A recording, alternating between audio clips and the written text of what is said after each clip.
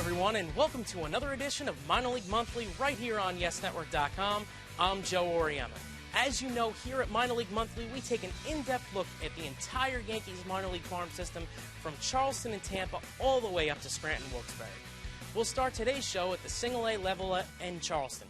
A name that many Yankee fans have already heard of is the 18-year-old catcher Gary Sanchez.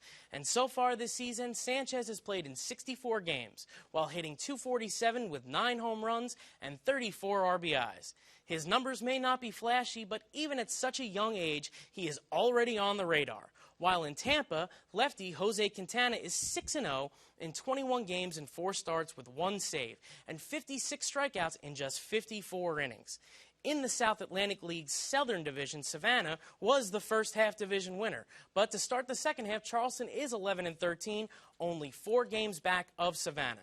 Whereas in the Florida State League's Northern Division, Dayton took the first half title. However, at 13-10 in the second half, the Tampa Yankees currently stand in first place. Moving to Double-A, where Scranton is once again having a good year.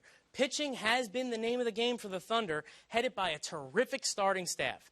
This season, the 3.76 combined ERA is good enough for 4th in the league, while they boast a 2.1 strikeout-to-walk ratio. Trenton is currently 50-44 and only 3.5 games back of the New Hampshire Fisher Cats for the division lead. Trenton has many pitchers that can certainly make the jump to AAA and possibly make it to the big club one day. One of those pitchers is reliever Pat Venditti. If you don't know who Venditti is, he has a special talent. He can pitch with both arms, and a very advantageous gift when facing righties and lefties. He sat down with our own David Fenster to talk about his Trenton Thunder experience.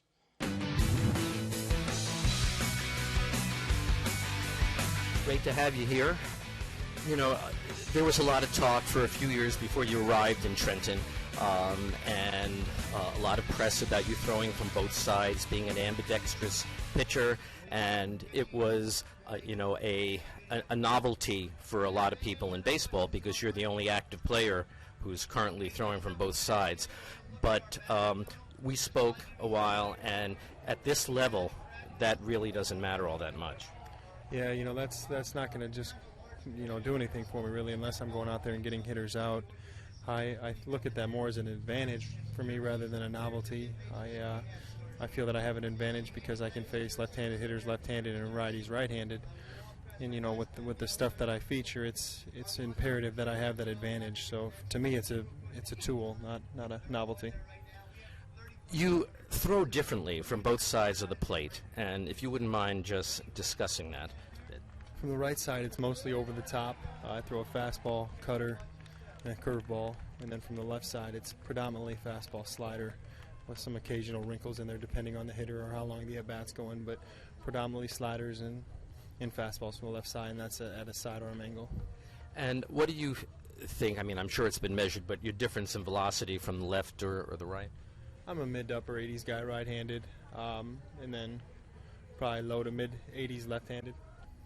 Let's talk about your glove for a moment. This is interesting. It was made for you, right, by Mizuno, and just talk about it a bit. It's a 6-finger glove made by Mizuno. There's 2 thumbs in the pockets in the middle. It's a little bit bigger than your normal glove because of the extra finger. But to me, it's a normal glove. If I put on somebody else's glove, it feels very awkward. So to me, this is home right here. What were you using beforehand, before Mizuno, before you became a professional? Well, I've had a Mizuno glove since I was 7, so I really don't know what it's like to use a normal glove. Did they make that for you when you were younger? Yes, I've had all the way up until this point. I've used Mizuno gloves starting at age 7 through now. Very lucky guy. To have that opportunity. Well, I wish you continued success and at this level and above. But, beforehand, I think that we'd like to know about the Pat Venditti rule that was placed in baseball. If you kind of smiling a little bit. You want to talk about that for a second? My first professional appearance, we were in Brooklyn, and one of our coordinators was in town, and there was no rule at the time, so he told me that, it's Pat Rossler, he said if you get a switch hitter up there, just keep switching back and forth and see what happens, because obviously he didn't want me to have to face a lefty, me pitching right-handed, so he said just keep switching back and forth. And luckily that night, the umpire gave me the upper hand, and that helps to throw a righty-on-righty curveball. Those guys never see that. But after that, a rule was created where I have to visually indicate to the hitter which way I'm going to pitch as he's coming into the batter's box. From there, he decides which way he wants to hit, and that's the end of it. We can't switch from there. It's over. This is something that you're going to have with your name attached to it forever in the annals of baseball. Well, I hope I can continue pitching. I really enjoy what I'm doing here. I enjoy being in Trenton with these guys and this coaching staff, and I'm not ready for it to be over yet. I want this to continue as long as I can do it. Okay, I wish you continued success, and thank you so much for joining me. Thanks a lot. Thanks, David. Venditti has proven that he isn't just a novelty act. He is a terrific pitcher. In 36 games this season, he has a 3.13 ERA coming out of the bullpen and 58 strikeouts in 63 1/3 innings. Coming up on Minor League Monthly, we interview some of the biggest prospects in the Yankee system. So keep it locked right here at Minor League Monthly.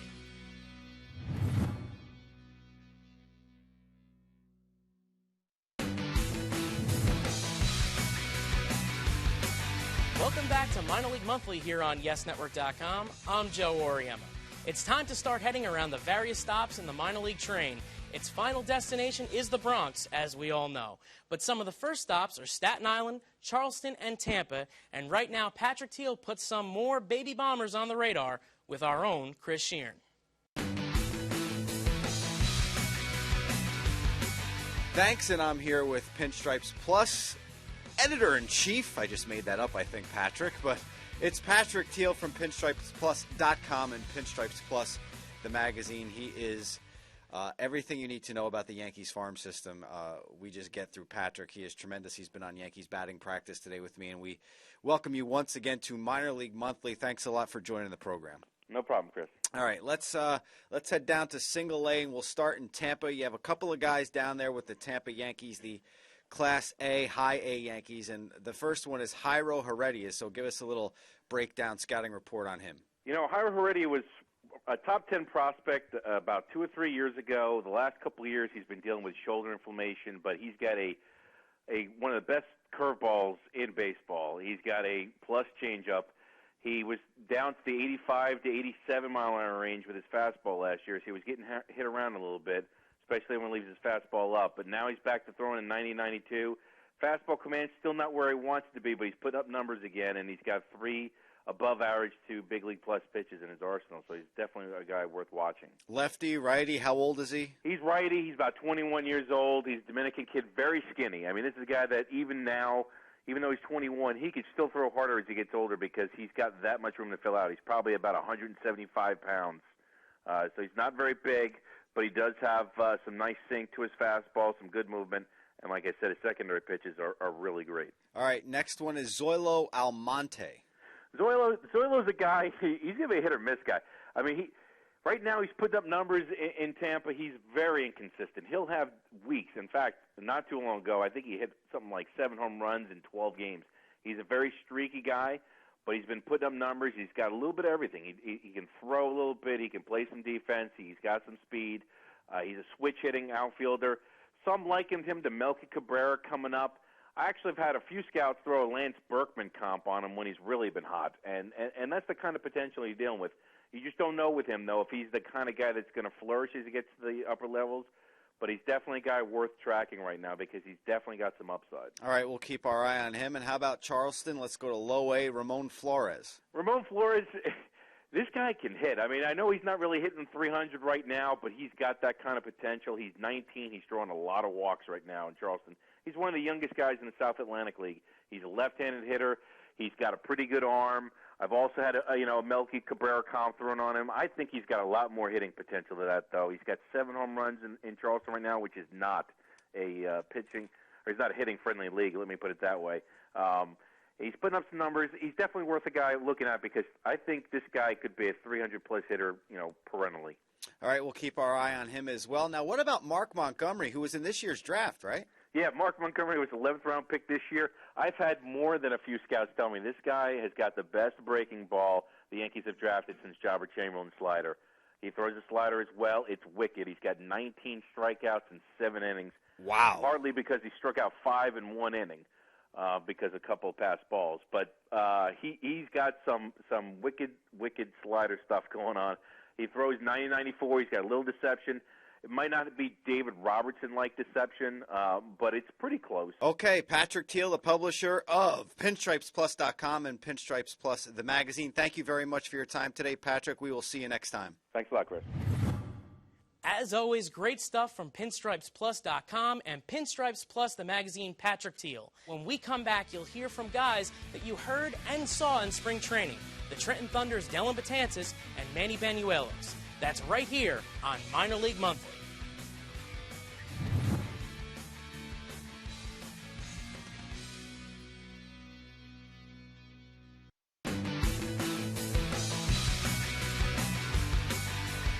Among the youngsters in spring training with the Yankees prior to the season, Dellin Betances and Manny Banuelos generated some of the loudest buzz. Banuelos fared well while Betances struggled, but both have been looking good in the minors, starting for the Double-A Trenton Thunder. Thanks for coming back with us here on Minor League Monthly on YesNetwork.com. I'm Glenn Giangrandy. Now, Banuelos and Betances are part of a group dubbed by many as the Killer Bees, a nod to their status as touted prospects, and also to the first letters of their last names. Now it might be a little early, but there's a chance we could be seeing the development of future mainstays on the Yankees pitching staff. Here's Chris Sheeran with the kids in Jersey. What was the experience down in Tampa like for you in spring training? I mean, it was a great experience.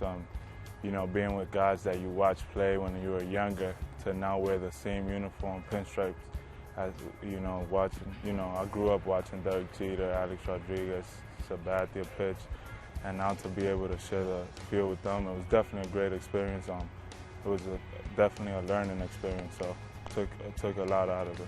That was a great time for me.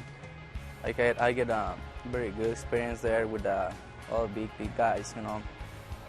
I just have fun, and that was a great time. That was awesome for me. Wherever you guys went in spring training, it seemed as though everyone followed you. What was it like dealing with all that attention down there? As far as that, it was, you know, it was kind of a humbling thing, you know, it was kind of first time experience, you know, we've gotten interviews here and there in the minor leagues, but, you know, to have tons of camera, 50 guys just, you know, watching your every move, it's definitely something you gotta, you know, be careful, but, you know, something, you know, you always, it's fun time, you know, as long as you're nice and relaxed and just, you know, try to do the same thing you always did, is something you know, it's nice to do. What advice did Joe Girardi, your manager, or any of the players down in Tampa give to you guys when you broke camp? He told me like very good things about it, like he said like congrats for all my spring. That was it. That was good. And just he told me like get here and just still there, still do my working and keep working hard. Every kid from the tri-state area who is a Yankee fan, they want to play for the Yankees at some point. So what's that going to be like when you actually get there and make it there and possibly even win a World Series there? It's definitely an honor. I mean, that'll be my ultimate goal, man. I grew up a fan. I went to David Wells' perfect game. Since I got drafted, that's something I've always thought about, you know, just being there. And I mean, it'll probably be an emotional day, you know, if I do get the chance, you know, get a call up. You know, it's something that I definitely look forward to, and, you know, I'm going to keep working hard to get there. That's definitely my ultimate goal, and, you know, hopefully we get there together, or, you know, now we're both rooting for each other to, you know, be the best we can be. For people who maybe live under a rock and might not know your repertoires, what pitches do you throw?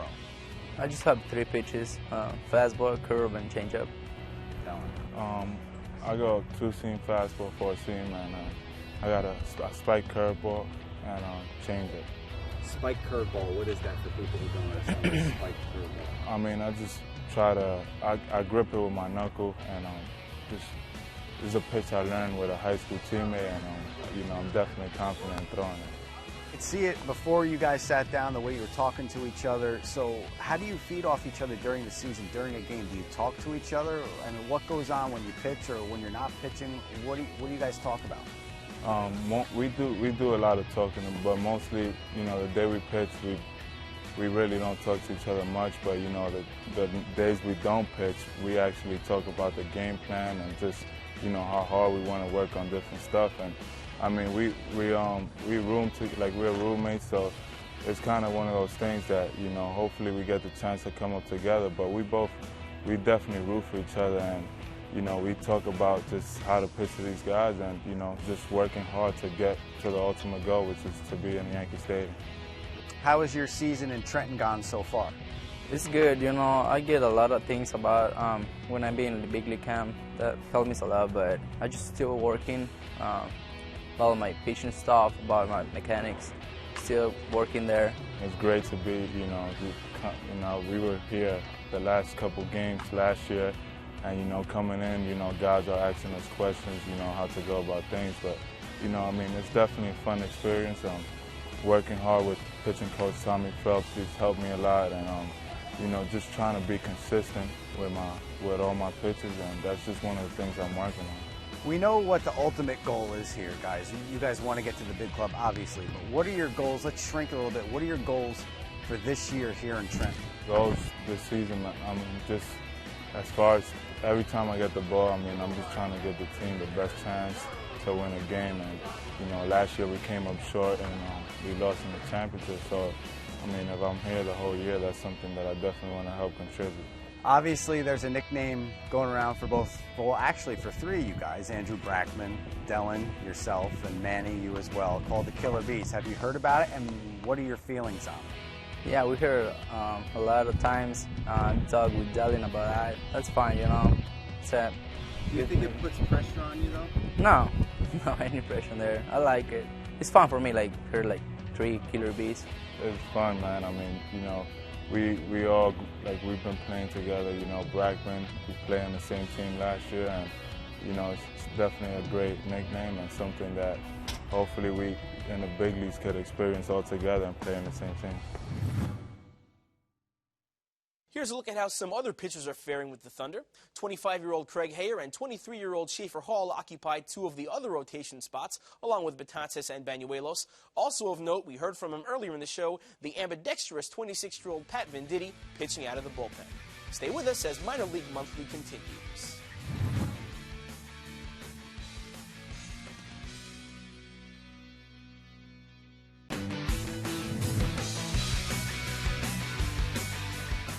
Welcome back to Minor League Monthly, only on YesNetwork.com. I'm Krista Robinson.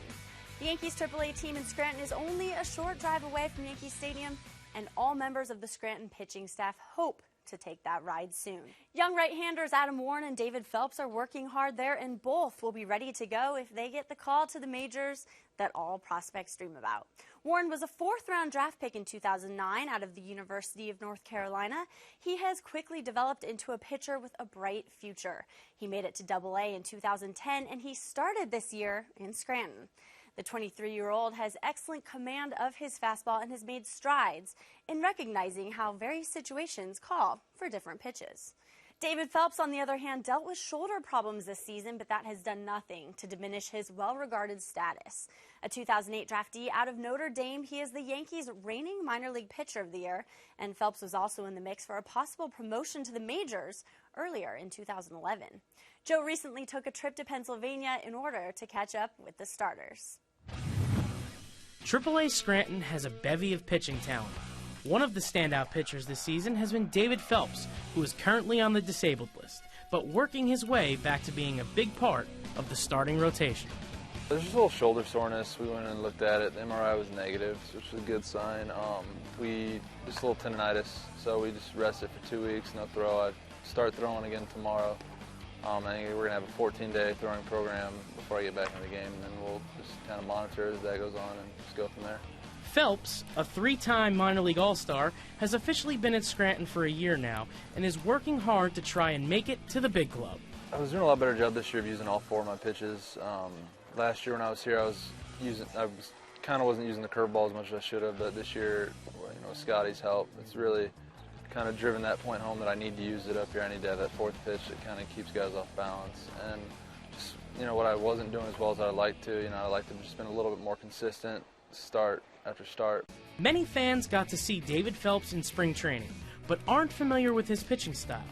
The experience he gained in Tampa was extremely invaluable for the maturation of this young righty. It was a great experience. I mean, I wouldn't trade it. I mean, I'd trade it if I'd done a little better, but in that aspect, it was a little frustrating because, you know, I would have liked to have gone and shown what I could do a little bit better, but, you know, learned a lot from it. You know, got to speak with a lot of the guys and, you know, pick their minds a little bit and just how to go about every day and just, you know, how to get better and learn from, you know, your mistakes up there. Another standout this season has been former fourth-round draft choice Adam Warren. Warren is having a superb year and is one of the bright gems of the Yankees minor league system. The season's been going good.